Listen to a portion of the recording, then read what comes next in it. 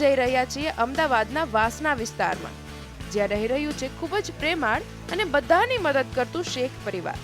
શેખ પરિવારના અહેમદ શેખ બેંકમાં નોકરી કરે છે. તેમના પત્ની તનવીર શેખ પણ રિસર્ચ એજન્સીમાં કામ કરે છે, તેમજ બંને દીકરીઓ અભ્યાસ કરે છે. આ પરિવાર સમાજના દરેક સદસ્યને સારા નરસા પ્રસંગોમાં તેમનું સહભાગી બને છે. ઉપરાંત મહેમાનોની અવરજવર તો તેમના ઘરે સામાન્ય વાત છે. શેખ દંપતીની આવક સરખામણીમાં ઓછી છે. સામે તેમની બંને દીકરીઓ મોટી થઈ રહી છે, તો પ્રશ્ન એ છે કે તેમના ભણતરથી લઈને લગ્ન સુધીના પ્લાનિંગનો કેવી રીતે ચલાવી રહ્યા છે તેઓ તેમનો આ સંસાર રથ અને આગળ પણ કેવી રીતે કરી શકશે તેમના નાણાંનું સચોટ પ્લાનિંગ. દરેક સમસ્યાઓનું નિવારણ આપવા આશકા પહોંચી છે તેમના ઘરે. તો ચાલો આપણે પણ જોડાઈએ. Welcome back to get rich with Aashka. આટલા બધા એપિસોડ્સમાં તમે જોયું કે અમે લોકોનું ફાઇનાન્શિયલ પ્લાનિંગ કેવી રીતે કર્યું અને એમને આગળ મદદ થશે કે નહીં. આજે અમે ફરી અમદાવાદમાં છે અને અમારી સાથે છે અહેમદ શેખ અને એમના વાઈફ તનવીર શેખ. બંને જોબ કરે છે અને એમની 2 ડોટર્સ છે. એક ડોટર કોલેજનું ફર્સ્ટ યર કરી રહી છે અને સેકન્ડ ડોટર 10th સ્ટેન્ડર્ડમાં હવે આવશે. સો તનવીરજી અને અહેમદજી, તમારો ખૂબ ખૂબ ધન્યવાદ કે તમે અમારી સાથે શો પર જોડાયા. આપણો પણ આભાર છે, આપ અમારા ઘરે પધારી અમને સિલેક્ટ કર્યા, બહુ આપની મહેરબાની. No thank you. મને આવા કપલ્સ મળવા બહુ ઇમ્પોર્ટન્ટ છે, જેના માટે લોકોને જેનાથી પ્રોત્સાહન મળે કે આગળ કઈ રીતે બચત કરવી, બચતનું રોકાણ કેવી રીતે કરવું અને રોકાણમાંથી 4 પૈસા વધારે કેવી રીતે કમાવું. તો આજનો એપિસોડ આપણે ચાલુ કરીએ અને મારે થોડી માહિતી જોઈશે. એના માટે હું તમને થોડાક સવાલો પૂછીશ. પહેલો સવાલ તો મારો એ છે કે ઘરમાં 2 અર્નિંગ મેમ્બર છે. જી. તમે અને તનુજી, તમે પણ જોબ કરો છો અને સર તમે પણ જોબ કરો છો અને 2 બચ્ચાઓ છે, બંને છોકરીઓ છે. શું ઇન્કમ હશે મંથલી તમારી બંનેની ભેગી થઈને? લગભગ 35 ને 35ની આસપાસ બંનેને મળીને. બંનેની મળીને 35ની આસપાસ છે. 30. બરાબર. તમારી ઉપર કોઈ હોમ લોન, કાર લોન કે એવી કોઈ લોન લીધી છે જેના હપ્તા જાય છે? હોમ લોન લીધી છે. હોમ લોન લીધી છે. આ જે ઘરમાં આપણે અત્યારે છે એની ઉપર હોમ લોન ચાલી રહી છે? ચાલુ છે. કેટલું ટેન્યોર છે એનું? કેટલા વર્ષોની લોન છે? હા, મારા લાઈફ સર્વિસ સુધી છે, જ્યાં સુધી રિટાયરમેન્ટ થાય ત્યાં સુધી. ત્યાં સુધી તમારે હફતો ભરવાનો છે? 35 એટલે સમજો. Actually is in bank Banking. And ત્યાંથી જ લીધી છે, એટલે રેટ ઓફ ઇન્ટરેસ્ટ ઇઝ ઓછું હોય ઓછો ઇન્ટરેસ્ટ છે, રાઈટ. એટલે એ જ્યાં સુધી સર્વિસ કરે ત્યાં સુધી એ હોય રાઈટ. એવું છે. આમાં તમારે પ્રી પેમેન્ટનું કોઈ સિસ્ટમ જ નથી? છે, કરી શકીએ છીએ. એટલે જ્યારે લોન પાસ થાય આપણી, બીજી કોઈ મૂકવી હોય તો we have to pay for this fast. A secondary છે. આ અગર લોન આપણે બંધ કરવી હોય તો ના થાય? ભરી શકીએ. થાય, પૈસા આવે તો ભરી રાઈટ. શકીએ. પ્રી પેમેન્ટ કરી શકો છો તમે. અને લગભગ તમારું ઈએમઆઈ કેટલી છે મહિને? મહિને આની લગભગ 2500. 2500 તમારે Monthly. હોમ લોન છે? Home loan, monthly, Monthly. yeah. કોઈ ગાડીની લોન છે? ગાડી લોન નથી, બાય વેહિકલ, 2 વ્હીકલ લોન છે. 2 વ્હીકલ. 2 વ્હીકલની 2 વ્હીકલ મલ્ટીપર્પઝ એ લોન છે. કેટલી લોન છે? એટલે 2 એટલે કે 60,000 બાઇકની. હફતો કેટલો છે? હપ્તો એને લગભગ છે 900 900 મંથલી. મંથલી. બીજી કોઈ પ્રકારની તમે લોન લીધી છે? મલ્ટીપર્પઝ મલ્ટીપર્પઝ લોન છે? કેટલા સુધીની લોન? એટલે લગભગ 40,000 સુધીની લિમિટ છે અમારે મલ્ટીપર્પઝ લોનમાં. એમાં મને બંને લીધા, ફર્નિચર અને કોમ્પ્યુટર બંને લીધું. બરાબર. પણ છતાં એનો હફતો કેટલો જાય તમારે? 900 રૂપીસ. એનો બી 900 રૂપિયા. 900 રૂપિયા. આ સિવાય બીજી કોઈ લોન ખરી? મેં તમારા પ્રોફાઇલમાં એવું વાંચ્યું હતું કે કોઈ ગોલ્ડ લોન છે. હા, લીધી છે તમે? એ ઇમરજન્સી આપણે લોન કદાચ જરૂર પડી આપણને ફેમિલી માટે, તો ગોલ્ડ લોન મૂકીને આપણે લઈ શકો તો ઓન ધી સ્પોટ લોન. પણ એનો કોઈક તો હફતો ભરતા હશો તમે મંથલી? હા, હું કેવું છે કે અમુક ટાઈમે 1000 ભરી દો, અમુક ટાઈમે 1500 ભરી દો, એવું કે જેવી રીતે આપણે થાય ને બચત એવી રીતે આપણે ભરી દઈએ. એટલે મિનિમમ તમારે 1000 ભરવા પડે મંથલી. એનાથી ઉપર થાય તો અમારી ઇન્ટરેસ્ટ ઓછું આવે. જેટલી મોટી કેપિટલ જમા થાય તમારું એટલી ઇન્ટરેસ્ટ આપણને ઓછું આવે. તો તમારા એવા કેવા ગોલ્સ હતા આટલા વખતમાં કે તમારે આ મલ્ટીપર્પઝ લોન અને ગોલ્ડ લોન લેવી? એનું કારણ છે કે આપણે એક સાથે પૈસા ભેગા કરી શકતા નથી. 40,000 50,000 એક સાથે. અને એજ્યુકેશનમાં ફીઝમાં છોકરાઓને જાય છે. પણ હવે આપણે આગળ ચાલીને લોન લેવા પર બ્રેક મારીશું, કારણ કે ઓલરેડી અત્યારે મારે તમારા 4 ખાના તો બની ગયા, 4 લોન તો ચાલે. કોઈ એફડી ખરી કે કોઈ એફડી કોઈ નહીં, એફડી કોઈ નહીં, કોઈ જ નહીં, એફડી કોઈ નહીં. એફડી તમે નથી કરી. કોઈ રેકરિંગ ડિપોઝિટ નું અકાઉન્ટ છે તમારી પાસે? રિકરિંગ રેકરિંગ છે કે કેનું છે? Post bank? અમારા બેંકમાં છે. પોસ્ટમાં બી છે ને. પોસ્ટમાં બી છે. બેંક કેટલું જાય છે એમાં આરડીમાં? આરડીમાં મંથલી લગભગ 2000. 2000 તમારા આરડીમાં જાય છે. પોસ્ટમાં? પોસ્ટમાં પોસ્ટમાં 1000. પોસ્ટમાં 1000 જાય છે અને બેંકમાં 2000. 1000 જાય છે. 2000 જાય છે. આ સિવાય તમે કોઈ મેડિક્લેમની પોલિસી લીધી છે? મેડિકલ લીધી છે અમારે બેંકમાં જ છે, સ્ટાફ પોલિસી છે. એમાં મંથલી અમારે લગભગ 500 રૂપિયાનું. એટલે બેંક ખાલી તમારા માટે આપે કે તમારા સકુટુંબ માટે? મારા ફેમિલી માટે છે પૂરી. 500 રૂપિયા મંથલી કપાઈ જાય સેલેરીમાંથી અમારે. બરાબર. એની સામે અમને 3 લાખનું કવરેજ મળે. એ સિવાય તમારી પાસે કોઈ ટર્મ કવર કે ટર્મ પોલિસી છે કોઈ, કાં તો લાઈફ કવર અથવા LIC પોલિસી. LICની કઈ પોલિસી છે? પોલિસી અમારે લાઈફ ટાઈમ પોલિસી છે. મંથલી એટલે હાફ યરલી પ્રીમિયમ જાય છે અમારું. 6 મંથ પ્રીમિયમ જાય છે. 6 મંથ પ્રીમિયમ. કેટલું જાય છે? 6 પ્રીમિયમ લગભગ 20,000 જેવું જાય છે. 6 પ્રીમિયમ 20,000 જેવું. એટલે વર્ષનું 40,000 રૂપિયા. 40,000 જેવું. હેમંતભાઈ, મારો તમને એક ક્વેશ્ચન છે કે એમરજન્સી ફંડ્સ તમે ભેગા કર્યા છે? જી, બહુ ઓછા, મતલબ ઓછા છે. કેટલા? લગભગ 10 ની 15 ની વચ્ચે. 10 થી 15,000ની વચ્ચે. આ તમારા સેવિંગ્સ અકાઉન્ટમાં જે પૈસા છે એનાથી અલગ પડ્યા છે 10-15,000? ના, સેવિંગ ખાતામાં જ છે. ખાતામાં જ છે. ખાતામાં જ છે. તો એ એમરજન્સી ફંડ નથી. એમાં એ તો ખાતામાં પડ્યા છે. એમરજન્સી ફંડ એટલે જે ખાતામાં પડ્યા હોય એનાથી બી અલગ હોય, જે તમે ત્યારે જ વાપરો જ્યારે તમારી પાસે એમરજન્સી હોય. તમારી પર 2 ડિપેન્ડન્ટ્સ છે. એ સિવાય તમારે વાત કરવી છે? હા, એમના બ્રધર છે. તમારા બ્રધર આવ્યા છે? એ અમારી સાથે જ રહે છે. એમને હિસાબ એમને ત્યાંથી જે અમુક આવે ને રેન્ટનું ભાડું એ હિસાબે એને અમને થઈ જાય છે. અમારા પર ઓછું ડિપેન્ડ રાખે છે. ઓછું ડિપેન્ડ. બરાબર. એમ એટલે ડિપેન્ડન્ટ નથી તમારી પર, પણ તમારી સાથે રહે છે. એટલે સપોર્ટ રહે. હા, મારી સાથે રહે છે. પણ ઘર ખર્ચમાં એમના તરફથી કોઈ હેલ્પ ના, કોઈ હેલ્પ નથી થઈ નહીં. શકે એમ. કોઈ help ઓકે. આ સિવાય તમારો એટલે તમે લગભગ મહિનાના તમે કીધું 35,000 રૂપિયા જેવું હા, બંને ભેગા થઈને કમાઈ લો છો. આમાંથી ઘર ખર્ચ એટલે તમારી ગ્રોસરી, મૂવી જોવાનું, બહાર ફરવા જવાનું, બચ્ચાઓ સાથે કે તમે બંને કે જે પણ, કે બચ્ચાઓ બહાર ગયા કે બચ્ચાઓની પોકેટ મની, આ બધું થઈને લગભગ કેટલો ખર્ચો થતો હશે મહિને? લગભગ 10 થી 12 ની વચ્ચે થાય મંથલી. તમારા બંને જણ, તમારા 4 જણની વચ્ચે 10 થી 12,000માં ફિનિશ થઈ જાય છે? એટલે બધું ઘર ખર્ચ ને બધું. ઘર ખર્ચ ને બધું. આમાં તમારું બહાર જવાનું પણ આવી ગયું કે કોઈ દિવસ બહાર ખાવા જમવા ગયા તમે? એ રેરલી ઓછા જઈએ છે. ઓછા જાઓ તમે. બહુ ઓછા જઈએ. આ સિવાય તમારા કોઈ એવા એડિશનલ ખર્ચા જેનું તમારે એડિશન કરવું છે તમારા મંથલી આઉટગોઈંગમાંથી? તમારા બચ્ચાઓની ફીસ, બચ્ચાઓને તમે પોકેટ મની આપો છો? બંનેને આપે છે. એમની જરૂર પણ લઈ લઈએ. એટલે કોઈ ફિક્સ નથી એમાઉન્ટ કે જેટલા જોઈએ કે આજે મંથલી કે એવું નથી કે વીકલી લઈ જાય, મંથલી લઈ જાય. એમને જે જરૂરત પણ માંગી લે. મહિને લગભગ બંને બચ્ચાઓ કેટલું કન્ઝ્યુમ કરતા હશે? મને લગભગ સમજો 500,000 ની વચ્ચે. તો તમારા હાથમાં 20,000 રૂપિયા મારા હિસાબે અત્યારે બચવા જોઈએ. તમારી ઇન્ડિવિજ્યુઅલ સેલેરી કેટલી? તનુબેન સિવાય તમારી સેલેરી? મારી સેલરી બધી કપાઈને આવે લગભગ 24 કે 25. 24-25 જેવી તમારા મારી હાથમાં આવે, કપાઈ બધું. એમાં તમારું પછી ઇન્સ્યોરન્સ બી કવર થઈ ગયું ને બધું થઈ ગયું? ના, એ પ્રીમિયમ 500 નથી. રૂપિયા કાપે છે ને? હા, એ ખાલી બેંક, બાકી પ્રીમિયમ મેડિક્લેમના કાપે છે. ઇન્સ્યોરન્સ તમે તમારે પ્રીમિયમ કપાઈ જાય એટલે બધું કપાઈને લોન મારે અલગથી ભરવાની. આમાં લોન નહીં કપાતી. એટલે તમે બેંક સર્વિસ કરો છો. તમે શું કરો છો તનુબેન? હું પ્રાઇવેટ ફર્મમાં છું. પ્રાઇવેટ ફર્મમાં છો. અને તમારી સેલેરી ઇન્ડિવિજ્યુઅલી કેટલી છે? 13,000. 13,000. શું ગોલ્સ છે આપના? સપનો તો ઘણો છે પણ બધા સાચા કરવાનો. સપના તો એટલે સપના તો એવું છે કે આપણે જે બાળકો છે એને સારું એજ્યુકેશન મળે, એની આપણા કરતાં વધારે સારી લાઈફ જીવે, એવું છે કે આપણા કરતાં વધારે સારું જીવે, આપણે સારી રીતે રહી શકીએ, અમને ફ્યુચરમાં એમને કોઈ તકલીફ ના પડે. એ આપણું સપનું છે. આ સિવાય બીજો કોઈ ગોલ મેન તમારા પોતા માટે, તમારા બંને માટે? એક છે બસ ખાલી યાત્રા કરવાની છે. મેન યાત્રા છે આપની હજ યાત્રા. એ મેન યાત્રા છે.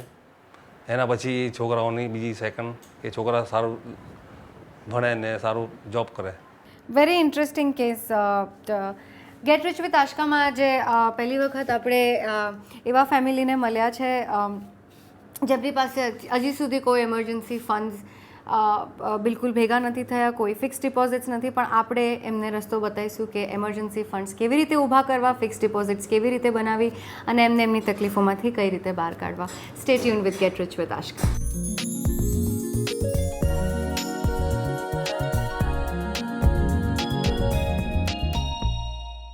Welcome back to get rich with Ashka. આજે અમારી સાથે છે અહેમદભાઈ અને એમના વાઇફ તનવીરજી.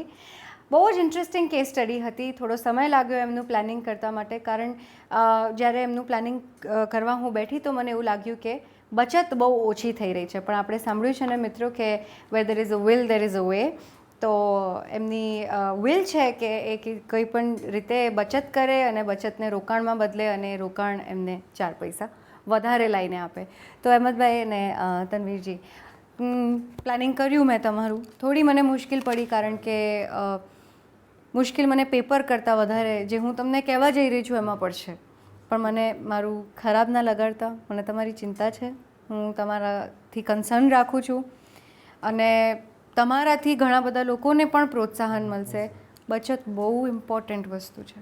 જે પૈસો બચાયો એ પૈસો કમાયો.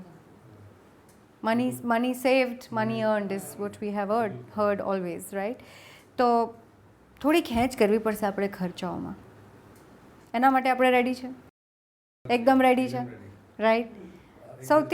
સૌથી પહેલાં તો ખેંચ ક્યાં કરવાની છે? તમને આઈડિયા આવ્યો આપણી વાતમાં? ખેંચ આપણે કરવાની થોડા છોકરાના ખર્ચા પાછળ. બચ્ચાઓને દર અઠવાડિયે નહીં આપવાના. 500 આપી દીધા. હજી બચ્ચાઓ એટલા પણ મોટા નથી થઈ ગયા કે એમને. અને આ પ્રોસેસથી બીજી એક પણ વાત થાય છે કે બચ્ચાઓ પૈસાની વેલ્યુ સમજી નહીં શકે, કારણ કે તમે એમને મોકો નથી આપી રહ્યા સમજવા માટે. અગર એ લોકોને પણ કોઈ વસ્તુ જોઈતી હશે ને એમાં એક વખત વિચારવું પડશે કે મારી પાસે આટલા પોકેટ મની છે પણ હવે તો પતી ગયા, હવે મારે આ વસ્તુ નેક્સ્ટ મંથ લેવી પડશે. તો એ સમજ એનામાં એની જાતે આવશે, રાઈટ? એટલે સૌથી પહેલાં તો બંને બચ્ચાઓનું, હું તમને નહીં કહું કેટલા, પણ એ લોકોની ફિક્સ્ડ મંથલી પોકેટ મની હોવું જોઈએ. એ લોકોનો ફિક્સ્ડ મંથલી મોબાઈલનું બિલ હોવું જોઈએ કે ભાઈ તમારે આનાથી આગળ નહીં સ્પેન્ડ કરવાનું. બરાબર. અને પછી બી વાત કરવાનો શોખ હોય તો કોઈને કહેવાનું કે મને ફોન કરો, ઇનકમિંગ તો ફ્રી છે. ઇનકમિંગ ફ્રી, બરાબર. ચારેય માટે. તો સૌથી પહેલી બચત તો આપણે અહીંયા કરી શકીએ છીએ. આમ કરતાં ક્યાં 200 400 500 રૂપિયા બચી જશે આ જ પ્રોસેસમાં ખબર નહીં પડે. એટલે સૌથી પહેલાં તો આપણે બચ્ચાઓને એકદમ સ્ટ્રિક્ટ થઈને, સ્ટ્રિક્ટ એટલે એમની ઈચ્છાઓ મારવાની વાત, એમની ઈચ્છાઓ નથી મારવાની. કરકસર કેવી રીતે કરવી શીખવાડો છે. કરકસર કરવી બી જરૂરી નથી, પણ કઈ રીતે કરવી એ લોકો બચ્ચાઓને જાણ થાય. અને એના માટે જવાબદારી તમારે બંને લેવી પડશે, ખાસ કરીને તમારે.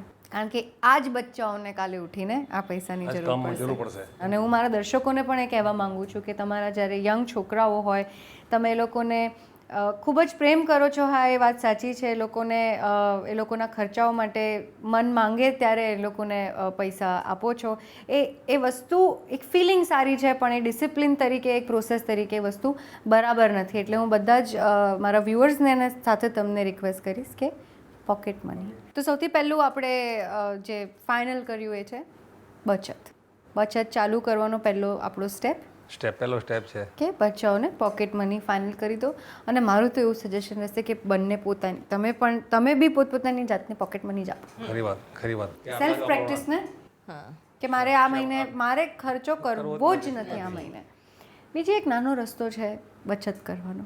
જ્યારે આપણા જેવી પરિસ્થિતિ થઈ જાય કે જ્યાં બચત બહુ મુશ્કેલ છે, 2 યંગ છોકરીઓ છે ઘરમાં, એ લોકોનું એજ્યુકેશન, તમારી ઉપર લોન, આવી સિચ્યુએશનમાં નાનપણમાં યાદ છે આપણે પપ્પા મમ્મી આપણને એક નાનું પિગી બેંક અપાવતા કે એમાંથી સિક્કા આપણે ભર કરી, અને પછી આમ આપણને લાગે કે આ બહુ જ અવાજ કરે છે તો અરે ફોડો આને, અને પછી ફોડો તો આટલા બધા સિક્કા નીકળતા હતા. એટલું જ સિમ્પલ. અને એ પિગી બેંક એક આપણા ગ્રોઈંગ યર્સમાં એક કલ્ચર હતું બધા જ બચ્ચા પાસે. એવું હોય જ નહીં કે ના. એનું કારણ હતું, એ એટલે હતું તાકી નાનપણથી બચ્ચાને આદત પડે આ મારી બચત, મારું સેવિંગ, આ મારી બેંક. તો એ જ સિસ્ટમ આપણે તમારી સાથે પાછી લાવવાની. આપણે પિગી બેંક બનાવીશું ઘરમાં.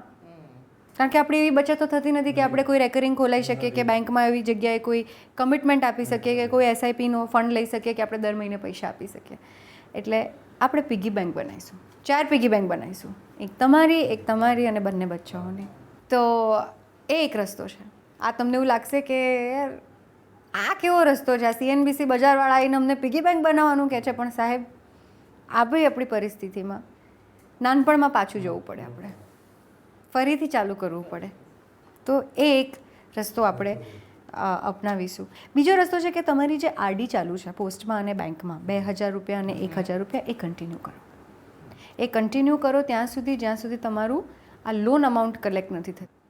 લોન અમાઉન્ટ કલેક્ટ થાય તો આરડીમાંથી પૈસા કાઢીને લોન બંધ કરી. આપણે એવી કોઈ જરૂર નથી. તમારું આખું મેં વાંચ્યું છે એમાં એવી કશે જરૂર નથી પડતી કે આપણે ગોલ્ડ લોન કે મલ્ટીપર્પઝ લોન લેવી પડશે. આજકાલ બધી જ વસ્તુ ઈએમઆઈ પર મળે.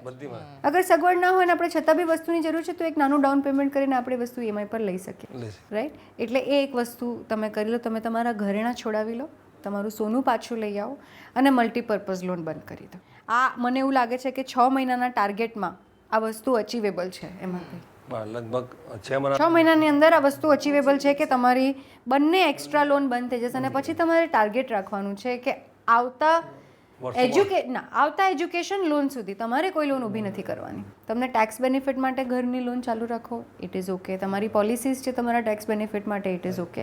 પણ એજ્યુકેશન લોન સુધી આપણે નાની કોઈ લોન હવે નહીં લઈએ, બરાબર? અને આપણે સૌથી પહેલાં આ લોનને ચૂકવી નાખીશું અનધર 6 મંથ્સની અંદર.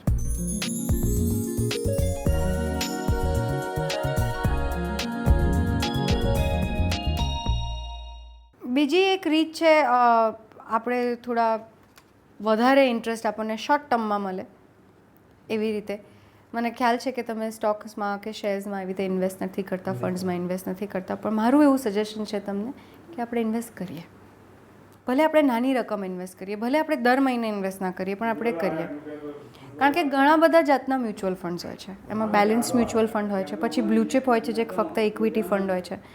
એટલે મારું તમને સજેશન રહેશે કે અથવા તમે બેલેન્સ ફંડ્સમાં ઇન્વેસ્ટ કરો, ત્યાં રોકાણ કરો, ભલે નાનું રોકાણ કરો પણ કરો. જ્યારે તમારી પાસે પૈસા આવે ત્યારે તમે બાય કરી લો. અથવા તમે બ્લુ ચિપમાં ઇન્વેસ્ટમેન્ટ કરો. બ્લુ ચિપના હું તમને અગર 2 નામ આપું તો Franklin India blue chip fund છે અથવા ICICI Prudential focus blue chip fund છે. આવી રીતે તમે બીજી પણ માહિતી લઈને આવી રીતે બ્લુ ચિપ ફંડમાં ઇન્વેસ્ટ કરી શકો છો. કોઈ બી એજન્ટ તમારી પાસે આવે કે તમે કોઈ એજન્ટને અપ્રોચ કરો, બધી જ માહિતી લેવાની સાહેબ. 100 સવાલ પૂછવાના, કારણ કે પૈસા આપણા છે. બધું જ સમજી લેવાનું ફંડ વિશે. એને એવું નથી હોતું આટલા બધા લોકો ફંડમાં ઇન્વેસ્ટ કરતા હોય છે તો કંઈક તો એમાં સારું હશે. એટલે અને આજે હું તમને સજેસ્ટ કરું છું એમાં એટલું બધું રિસ્ક નથી. તમારી સિચ્યુએશનમાં આવી ટાઈપના ફંડ બેસ્ટ વર્ક કરે છે. જો તમે બેલેન્સ્ડ ફંડમાં ઇન્વેસ્ટ કરતા હો તો 3:4નો રેશિયો રાખવાનો કે 3 goes to equity, 4 goes to date. અથવા તમે બ્લુ ચિપ ફંડ લઈ લો. આ 2 વસ્તુ છે. એમરજન્સી ફંડ ઉપર આવીશું, બહુ ઇમ્પોર્ટન્ટ વસ્તુ છે. અને આ એમરજન્સી ફંડ તમને એમના હાયર એજ્યુકેશનમાં બી કામ આવી શકે છે. કોઈની તબિયત બગડી તો કામ આવી શકે છે. એ લોકોના લગ્ન કર્યા ત્યાં સુધી તમે ભેગા કર્યા હોય તો કામ આવી શકે છે. જેટલું એમરજન્સી ફંડ હશે એટલી લોન ઓછી લેવી પડશે. એટલે ફિક્સ ડિપોઝિટ તો પછી થશે. પહેલાં આપણે એમરજન્સી ફંડ્સ ક્રિએટ કરીએ અને જ્યારે એમરજન્સી ફંડ ક્રિએટ થાય સારા એવા તો એ રકમ ઉપાડીને આપણે એફડી કરી નાખવાની, બચાવની નામની કે તમારા નામની કે જે બી રીતે તમને એ વખતે અનુકૂળતા હોય. તો આઈ હોપ કે ગેટ રિચ વિથ આશકામાંથી તમને થોડી બહુ જે પણ જાણકારી મળી એ તમને થોડી હેલ્પ કરે, કશેક હેલ્પ કરે. આઈ એમ શ્યોર ક્યારેક લોકોએ વિચાર્યું હોય કે યાર પિગી બેંક બનાવવાનું હવે શું કારણ, મતલબ પણ સાહેબ કોઈ વસ્તુ આપણી કરેલી કેવી રીતે કોઈ દિવસ ખોટી જાય? કારણ કે આપણું કરેલું છે, એટલે આપણા માટે તો એ ફળશે ને. આપણે આવું વિચાર્યું ના હોય પણ આવું વિચારીને જોઈએ તો કે તમારી પાસે પિગી બેંક, તમારી પાસે પિગી બેંક, તમને બંનેને ક્યુરિયોસિટી હશે કે કોણે વધારે ભેગા કર્યા. આમ અંદર ઘરમાં કોમ્પિટિશન ચાલશે કે કોણ વધારે બચાવશે. અને જે વધારે બચાવશે એ બધી પિગી બેંક લઈને જશે. અને જ્યારે લઈને જશે તો એના નામનું સેવિંગ્સ થશે, એના નામની એફડી થઈ જશે. ભલે નાની એફડી થાય, 15,000ની એફડી થાય, પણ જ્યારે તમે લોકો 1 વર્ષે એને તોડશો તો એક બલ્ક અમાઉન્ટ મળશે. So thank you so much get rich with આશકામાં જોડાવા માટે, તમારો સમય આપવા માટે, તમારી પર્સનલ માહિતી મારી સાથે શેર કરવા માટે. ને આપને બહુ આભાર. આપને हमको इतना मतलब दिया, સારું ટીપ આપી કે કેવી રીતે બચત કરવી. આપનો ખૂબ આભાર. કે આ ટીપ તમને ક્યાંક કામ આવી છે આપને. અને આપણે જ્યારે 1 વર્ષ પછી ફરી મળીએ તો તમે કહી શકો કે અરે મારી પિગી બેંકમાં આટલા પૈસા છે. આપણે અમારે વધારે અમને સારી ટિપ્સ આપી બચત માટે, સેવિંગ કરવાની. બહુ સારો આભાર આપનો, ખૂબ ખૂબ આભાર. Thank you so much. તો આ હતા અમારી સાથે અહેમદભાઈ અને તનવીરજી, જેની સાથે મને ટાઈમ સ્પેન્ડ કરીને બહુ જ મજા આવી, બહુ બધું શીખવા મળ્યું એમનાથી. અને આઈ હોપ કે આ એપિસોડથી તમને પણ કોઈ ફાયદો થશે. અગર તમારા ઘરે નાના બચ્ચાઓ હોય તો piggy bank is the way. It is not કે આપણે નાનપણમાં હતા તો જ કરી શકીએ ને હવે ના કરી શકીએ. પિગી બેંક તો કોઈ પણ ઉંમરે બની શકે. તો આજની આપણી શીખ છે કે piggy bank, everybody should have a piggy bank. Stay tuned with Get Rich with Ashka.